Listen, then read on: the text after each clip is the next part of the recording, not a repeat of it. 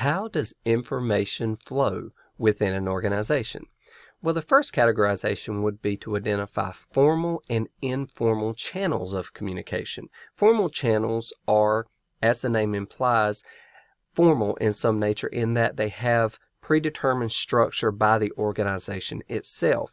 That is, it is either the communication channel that you see from higher level executives to lower level employees, or the channel through which employees in different segments or sectors of the organization communicate with each other.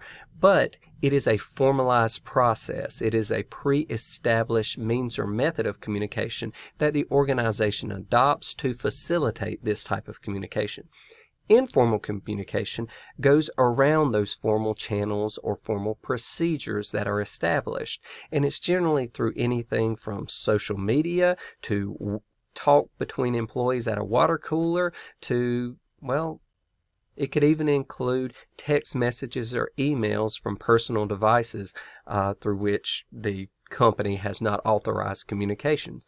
So the majority of communication that happens in an organization is informal in nature rather than formal, even though the formal structure is the primary means or method that the organization delineates for communication.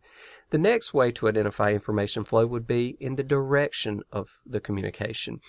Downward communication flow, this is the traditional form of communication whereby higher level executives are dictating information to lower level employees, expecting that they use or act upon that information. So it's very hierarchical in nature.